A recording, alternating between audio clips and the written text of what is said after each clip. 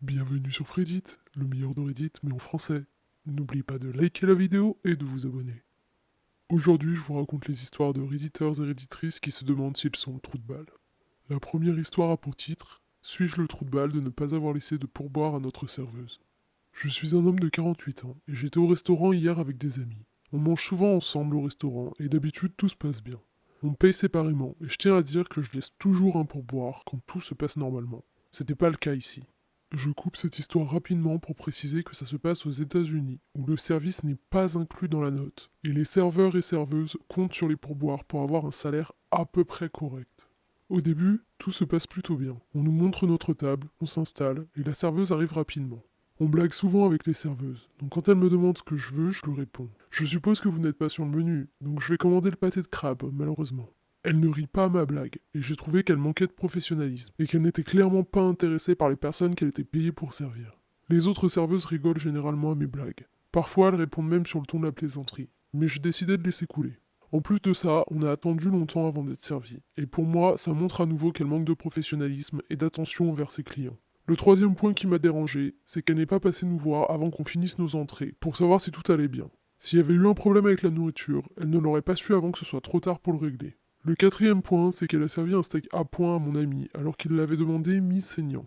Le cinquième, c'est qu'elle a oublié de m'apporter ma boisson, et j'ai dû lui demander à nouveau. Elle ne s'en est pas rendue compte par elle-même. Le sixième, c'est qu'à chaque fois que mes amis et moi on plaisantait avec elle, elle ne riait pas, elle nous adressait même pas un sourire. Elle avait juste un air de dégoût sur le visage.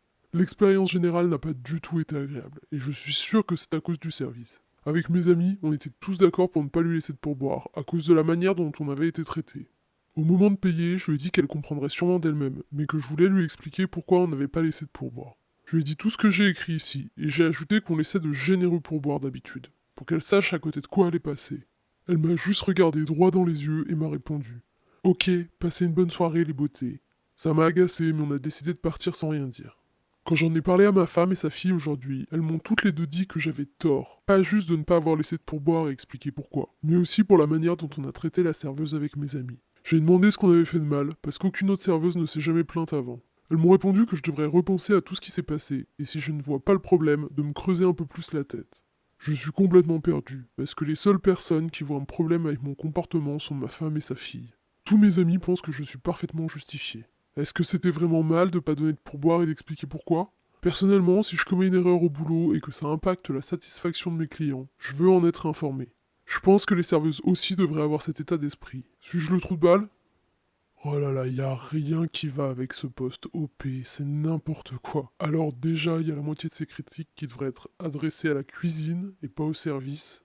Et puis tu sens juste qu'il était en train d'harceler sexuellement la serveuse et qu'il s'attendait à ce qu'elle en rigole quoi. D'ailleurs, dans les commentaires, il précise qu'elle a répondu Ok, passez une bonne soirée les beautés, parce que lui, plus tôt dans la soirée, avait appelé la serveuse ma belle, ce que je trouve dégueulasse personnellement. Euh, Comme vous pouvez l'imaginer, OP s'est fait défoncer dans les commentaires tellement qu'il a supprimé son post, qu'on retrouve plus dans le subreddit original. Espérons au moins qu'il en ait tiré une leçon. L'histoire suivante a pour titre Suis-je le trou de balle de faire une blague de mauvais goût à ma belle-mère? Bon, parlons de ma belle-mère. En fait, non, on va commencer par ma femme, Tara. Tara est adorable et merveilleuse. Tara s'est aussi enfuie de son bled paumé pour aller s'installer dans une grande ville dès qu'elle en a eu l'occasion. Et je suis à peu près certain que sa mère l'a mal pris. Sa mère est née et a grandi dans le fameux bled paumé. Donc ma belle-mère, elle est émotionnellement immature. Tara a lu le livre sur les enfants de parents immatures et elle a enfin vu les dynamiques dans sa famille sous un jour nouveau. Je coupe cette histoire aussi pour vous dire que le livre mentionné ici, c'est Se construire avec des parents immatures de la docteure Lindsay Gibson, un excellent ouvrage d'ailleurs. Bref, ma belle-mère n'est pas une mauvaise personne, elle n'est pas méchante, elle a généralement de bonnes intentions, mais elle est très, disons, égocentrique. Genre sa première pensée lorsqu'il se passe quelque chose, c'est toujours Qu'est-ce que je ressens dans cette situation? Tara et moi, on vient juste d'acheter notre première maison, l'année dernière, et sa mère s'est invitée à venir passer une semaine chez nous. C'est tout à fait dans son genre de s'inviter comme ça, mais on choisit nos batailles dans la famille, donc on l'a laissé faire. Sa mère, qui encore une fois n'est pas une mauvaise personne, mais a des soucis de régulation émotionnelle et de respect des limites des autres, arrive chez nous, s'installe dans la chambre d'amis et commence sa visite de notre maison. À nouveau, pas de problème. On a fait appel à un service de nettoyage avant son arrivée pour être sûr de ne pas avoir à s'inquiéter de l'état de la maison. Un peu agaçant, mais c'est pas grave. Donc elle se balade et elle arrive dans notre chambre. J'ai un énorme pot de vaseline sur ma table de nuit parce que j'ai une machine pour mon apnée du sommeil et ça m'assèche les lèvres. Elle attrape le pot, fait une grimace et lance. Eh ben je sais à quoi ça sert. Et je lui réponds du tac au tac. C'est pour mes lèvres, j'utilise pas de vaseline pour me branler. Apparemment, mon timing était parfait parce que ma femme a explosé de rire. Mais ma belle-mère n'a même pas souri. Pendant les 3 jours suivants, elle me demandait systématiquement: est-ce que tu vas à nouveau faire un commentaire déplacé? À chaque fois que j'essayais d'avoir une conversation normale avec elle. Je lui ai répété encore et encore que c'est elle qui a fait un sous-entendu sur la vaseline. Et elle me répond à chaque fois: oui, mais c'était une blague. Comme si j'étais parfaitement sérieux quand j'ai répondu. Je suppose que d'une manière je l'étais, je veux dire, je disais la vérité. Mais je plaisantais parce qu'elle avait fait une blague en premier lieu. Je l'avais même pas invitée à visiter notre chambre. Bref, elle en a encore parlé à Tara, par message cette fois, et ma femme me suggère de lui présenter des excuses. Mais je pense pas avoir quoi que ce soit à me faire pardonner. Suis-je le trou de balle? Et on a une update d'OP qui nous dit: j'ai suivi les conseils de certains et certaines d'entre vous sur ma première publication, et j'ai parlé à ma femme de 1. Le comportement de sa mère quand elle était chez nous, et 2. Comment on réagirait à d'autres situations similaires dans le futur. Je pense que la plupart d'entre vous avaient raison. Ma belle-mère se servait de ce que j'avais dit pour maîtriser la direction que prenaient nos conversations. Je sais pas trop comment expliquer ça autrement. On en a parlé avec Tara, et on a décidé de laisser couler, mais que si sa mère en parlait à nouveau, on refuserait tous les deux de poursuivre la conversation avec elle, et de lui donner l'attention qu'elle recherche. Bref, vous vous doutez sûrement de ce qui s'est passé ensuite. Tara était au téléphone avec sa mère, pour se donner des nouvelles, et sa mère a à nouveau mentionné mon commentaire déplacé. Je participais pas à la conversation, mais j'entendais ce que disait Tara depuis notre pièce. Pour donner le contexte, ma femme a beaucoup de mal à imposer ses limites avec sa mère, parce qu'elle sait que sa mère refuse de les respecter. Ma belle-mère continue de ressasser les mêmes trucs à répétition, et de dire à quel point ça l'a blessée, etc. Honnêtement, je suis trop fier de la réaction de ma femme. Elle a raccroché au nez de sa mère. Je l'ai entendu dire: maman, je veux plus parler de ça. Et ensuite: maman, arrête, on va passer à autre chose. Et après, silence. Et je l'ai entendu déposer son téléphone sur la table. Je suis rentré dans la pièce et j'ai trouvé ma femme, tout sourire, avec un petit air rebelle sur le visage. Elle avait l'air très fière d'elle-même. J'espère que ce sentiment de puissance quand elle a dit non à sa mère l'encouragera à fixer des limites claires et à s'y tenir. Ça me fait toujours marrer les gens qui sont capables d'utiliser «mais c'était une blague» comme excuse, et qui sont pas capables d'accepter «mais c'était une blague» comme excuse. J'espère aussi qu'OP et sa femme seront capables de tenir la belle-mère à distance. L'histoire suivante s'intitule Suis-je le trou de balle d'exiger que ma fille vienne à mon mariage? J'ai toujours été proche de ma fille, Laura, encore plus depuis le décès de ma femme, sa mère. Ça fait 16 ans qu'on n'est que tous les deux. J'ai été très présent dans tous les aspects de sa vie, je suis un père très impliqué. J'admets que je lui en ai toujours beaucoup demandé, et que j'ai tout fait pour être au courant de ce qui se passe dans sa vie. Je me suis impliqué dans toutes ses activités depuis qu'elle est toute petite. Elle semblait heureuse que je sois intéressé par ce qui se passait dans sa vie, jusqu'à ce qu'elle rentre dans l'adolescence. Elle n'appréciait pas que je fréquente les mères de ses copines. Je faisais de mon mieux pour pas que ça se sache, mais ça finissait toujours par s'ébruiter. Elle a particulièrement détesté une relation purement physique que j'ai eue pendant quelques années avec la mère de sa meilleure amie, Annie. Ça a commencé quand Laura avait 12 ans, et ça a continué jusqu'à ses 18 ans.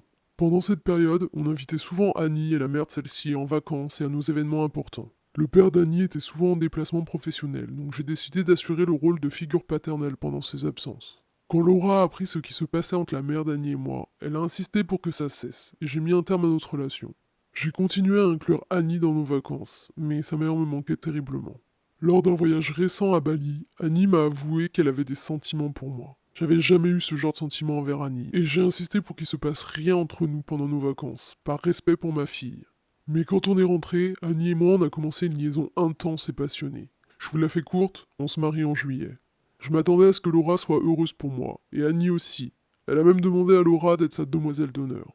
Ma fille n'a pas seulement refusé d'être demoiselle d'honneur, elle a même affirmé qu'elle ne viendrait pas au mariage. J'ai passé toute ma vie à faire passer son bonheur avant le mien, et je veux vraiment qu'elle partage le mien. Suis-je le trou de balle d'insister pour que ma fille vienne à mon mariage? Encore une fois, y a rien qui va. Je crois que cette publication m'a donné la nausée. Et encore une fois, OP se fait bien évidemment détruire dans les commentaires. L'histoire suivante a pour titre Suis-je le trou de balle d'avoir rompu avec mon ex après une urgence médicale?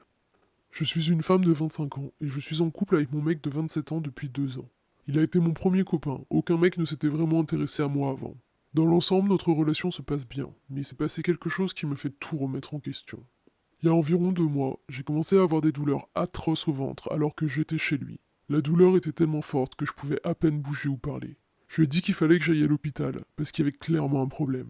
Il n'a pas tenu compte de ce que je disais et m'a répondu que j'exagérais, et que c'était sûrement quelque chose que j'avais mangé. Malgré mes demandes répétées, il a refusé de m'emmener à l'hôpital ou de m'appeler une ambulance. À la place, il m'a dit de m'allonger et d'attendre que ça passe. La douleur était de pire en pire. J'avais peur, je vomissais et je pleurais. Après 1 heure à le supplier de m'aider, j'ai appelé une amie qui est venue tout de suite et m'a emmené aux urgences. Au final, c'était une pancréatite qui nécessitait une attention médicale immédiate. Les médecins m'ont dit que ma vie aurait été en danger si j'avais attendu plus longtemps avant de consulter. Mon ami est resté avec moi toute la journée, mais mon copain n'a même pas pris de nouvelles avant le lendemain. Il m'a envoyé un message super court pour me dire qu'il espérait que j'allais mieux. J'ai passé 3 semaines à l'hôpital et il n'est même pas venu me voir une seule fois. Quand je lui ai dit qu'il avait manqué de considération et d'attention pour moi, il s'est mis sur la défensive, m'a dit que j'en faisais des caisses et qu'il ne pensait pas que c'était sérieux. Il m'a accusé de faire ça pour lui coller une sale réputation auprès de mes amis, alors que c'était 3 fois rien. J'ai décidé de le quitter parce que je veux pas partager ma vie avec quelqu'un qui ne prend pas ma santé au sérieux et qui n'est pas là pour moi en cas d'urgence. Maintenant, certains de nos amis communs commencent à me dire que j'ai exagéré et qu'il a juste commis une erreur. Ils pensent que je devrais lui donner une seconde chance, qu'il était très occupé et que c'était moins sérieux que ce que j'en dis. Suis-je le trou de balle? Non, OP. Je comprends même pas comment OP peut se demander s'il est le trou de balle. Sérieusement. Le mec lui a presque dit tais-toi et crève, quoi. Oh, je t'en supplie, OP, lui donne pas une seconde chance. L'histoire suivante s'intitule Suis-je le trou de balle de limiter la quantité de nourriture que je prépare pour mon fils et sa femme? 3 personnes habitent chez moi en ce moment. Ma fille qui fait ses études supérieures et mon fils et sa femme qui habitent chez moi pour mettre de l'argent de côté. Le problème concerne mon fils et sa femme. Ils mangent tellement, c'est franchement des quantités inquiétantes. Ce que je faisais avant qu'ils emménagent, c'était de préparer un plat. Tout le monde se servait pendant le repas, et ensuite je rangeais les restes au frigo. Mais maintenant, il ne reste rien. Je n'ai même pas le temps de me resservir pendant le repas. Parfois, je cuisine alors que ma fille n'est pas encore rentrée, et il ne reste plus rien quand elle arrive. Je prépare de gros repas qui pourraient facilement nourrir 4 à 6 personnes, et en ayant des restes. Par exemple, j'ai préparé 500 grammes de spaghetti avec une sauce bolognaise. J'ai même pas pu en manger. Je me suis pas servi tout de suite, j'avais quelques trucs à faire avant le repas. Ma fille n'était pas à la maison, et mon fils et ma belle-fille ont mangé 500 grammes de pâte à deux. Une autre fois, j'avais un gâteau à étage au frais. Il était presque entier quand je suis parti au boulot. Il ne restait presque plus rien quand je suis rentré. Ils l'ont mangé en moins de 8 heures. Ma fille est très frustrée parce qu'il n'y a jamais rien de prêt au frigo. J'ai doublé les quantités quand je cuisine, comme ça on a des restes, mais ils ne durent jamais bien longtemps. Le lendemain, il ne reste plus rien. Ça me coûte un bras et j'en ai marre. Je veux pas leur demander de l'argent pour les courses parce que ça ne règle pas le problème des restes. Ils continueront à manger tout ce qui leur passe sous le nez avant que qui que ce soit ait le temps de se servir. Donc j'ai réuni tout le monde et j'ai dit qu'après avoir cuisiné, je préparerai une assiette par personne. Les restes seront divisés de manière égale avec un Tupperware par personne, clairement étiqueté. Si une personne a encore faim, elle n'a qu'à s'acheter à manger en plus. J'ai commencé à utiliser ce système aujourd'hui. Ma fille et moi, on adore parce qu'on peut manger à notre faim et avoir des restes. Mon fils et sa femme détestent, ils ont encore faim. On s'est disputé et ils pensent que j'ai complètement tort. Suis-je le trou de balle? Non, OP, clairement pas. S'ils sont pas contents, ils peuvent juste habiter ailleurs. Franchement, moi, à la place d'OP, j'arrêterais juste de cuisiner pour les gens qui se servent tellement qu'il n'y a plus rien pour les autres. C'est tout pour aujourd'hui, j'espère que ces histoires vous ont plu. N'oubliez pas de vous abonner et d'activer les notifications pour être prévenu de toutes les nouvelles vidéos Fredit.